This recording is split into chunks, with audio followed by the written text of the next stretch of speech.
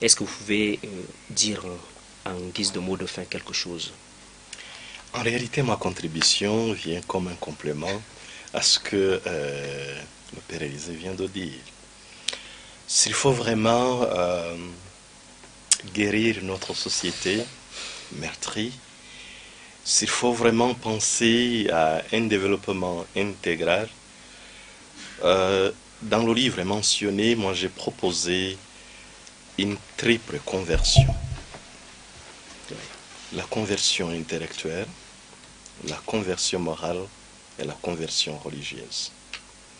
Et cette conversion, il est vrai, c'est le don de la grâce, mais c'est aussi notre responsabilité.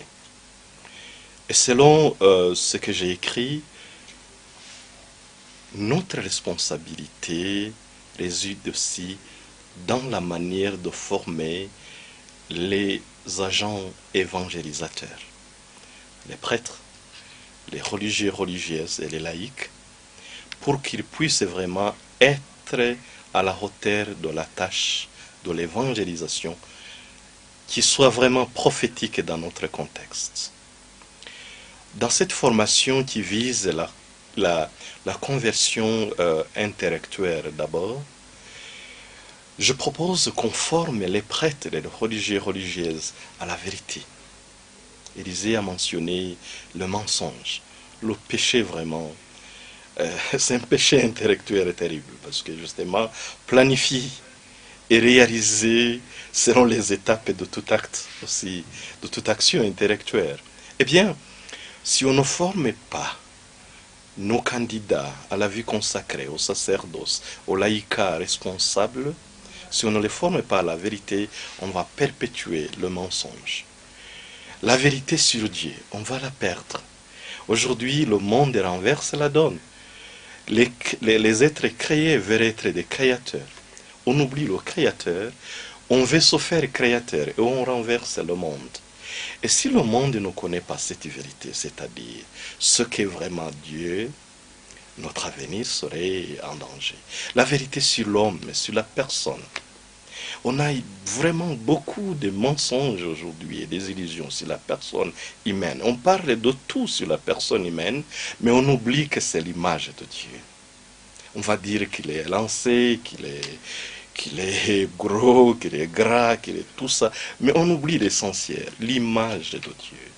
Mon frère Élisée, avant d'être docteur, théologien, est lancé, court, gros, gras, c'est l'image de Dieu. Et si le monde ne connaît pas cette vérité, alors on continuera justement à verser dans les actions charnelles et qui impliquent aussi la méchanceté comme ce que nous avons vu. Nous sommes appelés, c'est ma contribution, à former les agents évangélisateurs à faire le bien. Bon, j'ai oublié que dans la formation à la vérité, la plus grande des vérités, c'est Jésus qui a dit « Je suis la vérité, je suis la vie, je suis le chemin ». Donc, la meilleure formation, c'est que vraiment, on connaisse mieux Jésus-Christ et qu'il habite dans nos cœurs. Mais quant à la formation morale, c'est de la formation au bien, nous devons quand même former nos religieux, religieuses, notre laïcat à faire le bien parce qu'il est bien et à rejeter le mal parce qu'il est mal, tout simplement. Sans dire, c'est Élisée qui a dit, parce que c'est ça le problème. Élisée dit les choses qui l'avantagent, mais qui versent dans le mal, et je vais le faire parce que, et c'est ce que nous appelons dans les termes techniques la complaisance. Je dois affirmer, bon, je m'excuse à ceux qui m'entendraient d'une autre peut-être façon, l'homme et la femme rwandaise, nous avons été formés à la complaisance. C'est-à-dire quoi? À faire le bien parce qu'il y a les intérêts que j'attends, et à faire le bien parce que j'évite la punition qui m'attend. Ça, c'est vraiment la complaisance.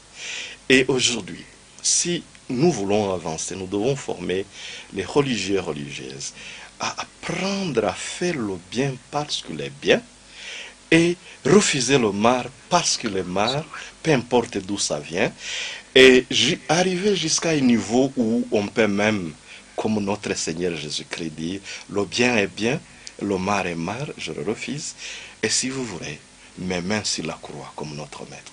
Et là, ça serait vraiment une formation religieuse, morale qui tient. Il me reste une petite partie que j'ai mentionnée dans ma contribution. C'est une formation qui pousse à la conversion religieuse. Quand je suis avec un jésuite, il connaît mon ami Lonegan, je suis aussi de... C'est-à-dire aider les gens à être amoureux de Dieu. To fall in love with God, with Jesus. Si notre évangélisation n'aide pas les gens, les femmes et les hommes de ce pays à, est-ce que je vais utiliser le terme tomber amoureux aussi, à être en amour avec Dieu, on aura raté l'évangélisation. Parce que un homme et une femme amoureux de Dieu, ils se lancent dans les bonnes actions sans calcul. Parce qu'il sait qu'il le fait pour Dieu et pour les enfants de Dieu. Un homme, une femme amoureuse de Dieu, ne se lasse pas de prier comme disait, comme le mentionnait Élisée, parce que déjà, on sait que la prière, c'est la rencontre de deux amoureux. Et je fais appel à votre expérience. Bon, si quelqu'un n'est pas encore tombé amoureux, ça serait son problème. Moi, j'ai eu cette expérience.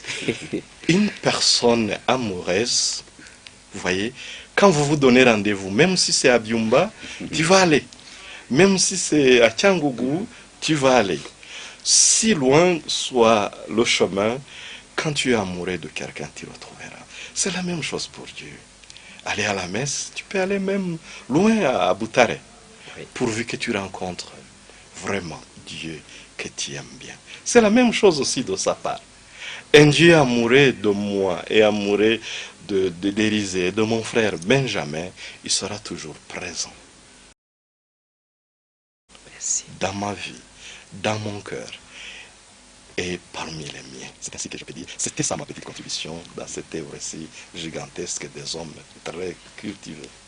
Merci Père Eugène. Nous arrivons à la fin de cette discussion captivante sur l'évangélisation et le développement, contribution des congrégations religieuses au Rwanda. Ce soir, nous avons eu l'opportunité de plonger au cœur des contributions inestimables des congrégations